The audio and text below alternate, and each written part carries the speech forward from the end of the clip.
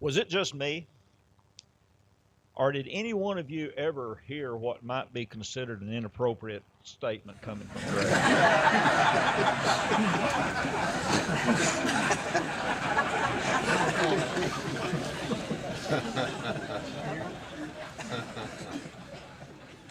As I suspected. Why don't we just get this out right now? Greg said things that no one else on the face of this earth could have said and got away with it alive. And we loved him for it. He was at once the most crude and at the same time the most lovable and loving human being on the face of this earth. At one time or another, he made every one of us that knew him, or at least was around him for 5 minutes, cringe, shrug, shake our heads, blush. But without fail, he always made us laugh. And I think that today begs to be no different whatsoever. We're celebrating the life of a man who lived, a one-of-a-kind man, I think that it's safe to say, that we all love dearly. We're not here to mourn the death of a poor soul who doesn't exist anymore. But we're here to talk about a man and celebrate a man whose life and whose love will be internally indwelled on each one of us. So let's just get on down with it, okay? So where do we start? Well, you shouldn't have given me the microphone if you didn't want me to start with me. When I first met Greg, which was 30 some odd years ago, I was single and I moved into a rent house next door to Greg. And Ann and the boys and Allison hadn't been met yet, or been born yet. And I had a roommate, which was another guy. And I don't recall exactly how long we had been together or how long we had lived there before Greg and I met, but I know it wasn't too long, and I can certainly recount that it wasn't too long since I know Greg as I do. But we sat on a concrete retaining wall, beginning with that first meeting, which actually became a ritual for us, I think. We spent a lot of hours out there sitting on that wall until the day that I moved there, educating each other, primarily being educated by Greg, I think. And I think that if you'll go by and look at it today, which I did just a few days ago, that wall is just about tumped over, and I think it stands for the fact of how many hours we spent on that wall. Literally hundreds, I'm sure. One of the things that I remember about the first time I met Greg was that there was Greg and Ann's home had a kitchen window that faced the garage and driveway of our house, which was the way that we typically came and went. My roommate and I came and went into the house. And in the first time that I met Greg, he cautioned me, or he told me that Ann had cautioned him, you don't really need to be hanging around with those guys. You might ought to stay away from them. I don't think she was particularly happy with what she saw or impressed with the depth that we brought to this. In fact, I think that perhaps he was a little bit afraid of me, probably because of what Ann had observed.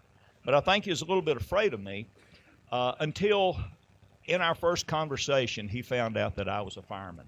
And our bond was immediate and lifelong from that point forward. And through that same window, Greg and perhaps Ann saw one day that when I brought a beautiful woman home with me to visit, he couldn't wait for her to leave until he could get over there and immediately start asking me 100 or more totally inappropriate questions. Of course, at the time, I didn't know they were inappropriate because I just thought that's what A, Greg asked, and B, what guys supposed to ask. But since I later went on to marry that very, very beautiful woman, she and I have often discussed the fact that Greg has been with us since the very first date that we had.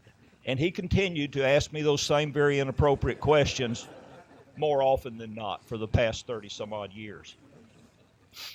When I first met Greg, which was, as I say, 30-some-odd years ago, I worked for the Dallas Fire Department at the time, and I was stationed at a fire station in South Dallas, number 6 Fire Station, which was over in the Fair Park area of Dallas. And Greg, being a volunteer firefighter here in Bedford, frequently came to the station and spent the night with us on weekend evenings, and rode the fire engine with us and so forth.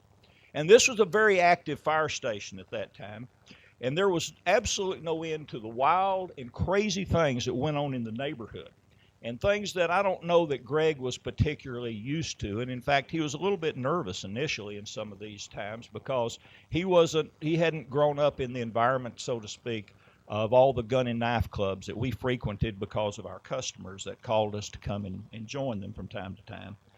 But many of these stories were recanted over and over by Greg and I. In fact, the last time I spoke with him, just a couple of weeks ago, we had a conversation about some of those things that went on. But one story that Greg himself told endlessly occurred one of the first few times that he actually came to the station to ride with us. And we had gone out on a call, and the engine had arrived at the call, and he had gone in, or the crew had gone inside, and Greg stood outside by himself beside the engine. Like I say, he was a little nervous in that early time at any rate. But as he stood there, he noticed that there was this young black boy that was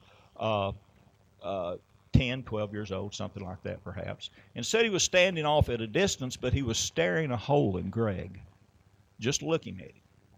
And so he got a little closer and just still continued to stare at Greg, and got a little closer, and finally he's just a few feet away and still just staring at Greg. And I strongly suspect that Greg said something to him, if I were guessing. But finally, the boy opened up and said, "Mister, are you a fireman?"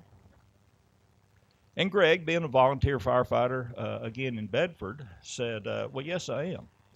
Said the boy continued to stare at him just a moment and said, "Mister, you're the fattest fireman I ever saw."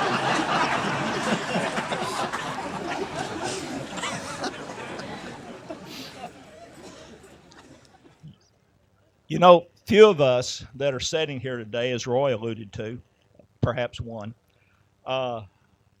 did not know Greg by the tag Bubba. But most of you probably don't know how that got started. Well, going back to the fire station number 6 days, there was a captain that worked at this station that called every living creature Bubba. Cat, dog, mayor, customer, Greg, when he showed up, it made no difference. They were all Bubba.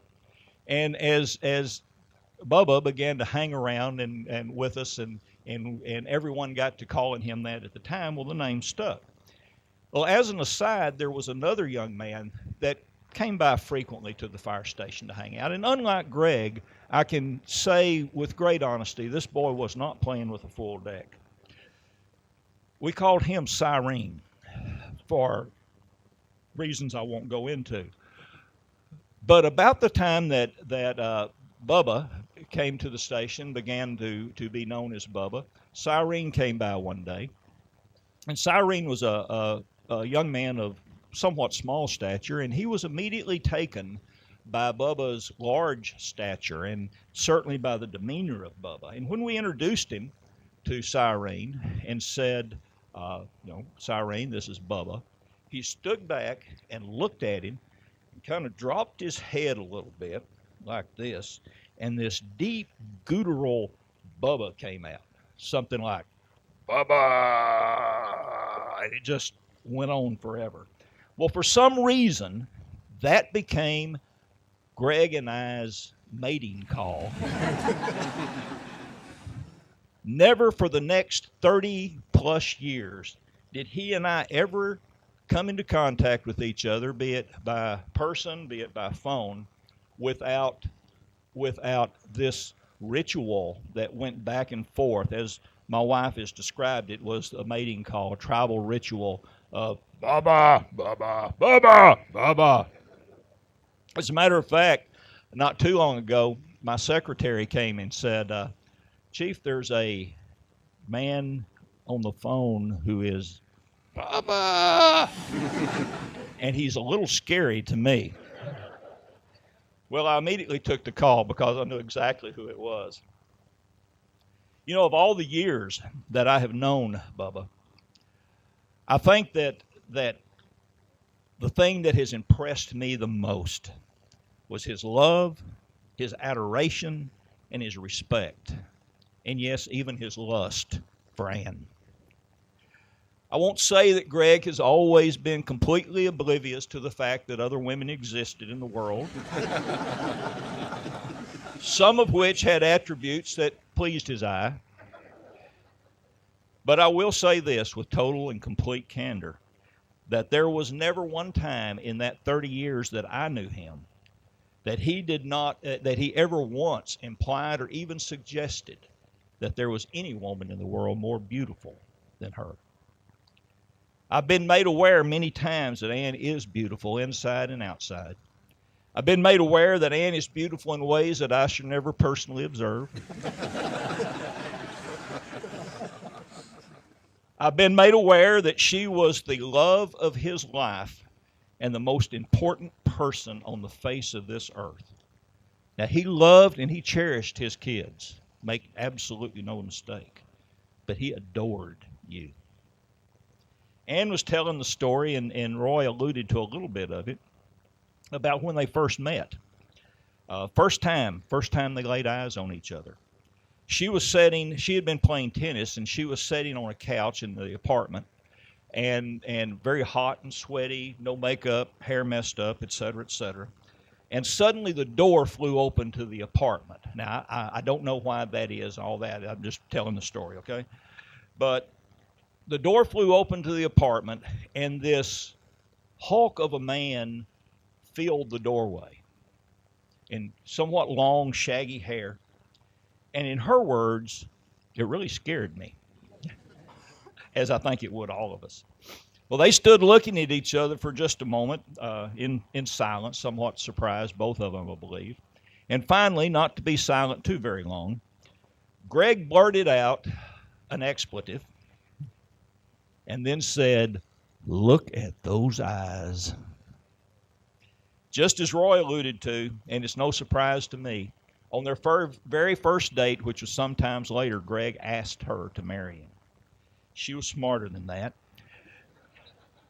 And for a few years, continued to receive the question frequently every time they met, I think, every time they saw each other. But finally, it came to pass. And Ann, I can attest to the fact that he never, ever, ever, ever once took those eyes or any of that other stuff for granted. He adored and loved you and lusted. You know, Bubba was a very cultured man. Okay, not. But he proved that he wasn't, and I think that that's a good thing for all of us to live with. One day, Greg was shopping, and he wandered into a jewelry store. And the salesman began to show Greg watches, and he was very attuned to looking at this, and he knew fine jewelry. Again, not. But he was looking at these watches, and as he learned more and more about the various watches, there was one particular one that caught his eye. It was the perfect watch, he said. And he asked the salesman how much it was, and the salesman said $7.95. And that grew, $7.95. Oh, wow, and he was a little bit shocked with all that, but he loved that watch, and he really looked at it. And the more he got to talking about it, well, the salesman said, that this can be financed if you would be interested in doing so. And while he was still somewhat shocked at $795 for a watch, he thought, well, okay, I'll take it. So off they go to the finance guy to get the paperwork worked out. And as the finance guy finishes up and hands him the paperwork for the transaction, only then did Greg realize that $7.95 meant $7,950. It was a Rolex, which meant nothing to Bubba.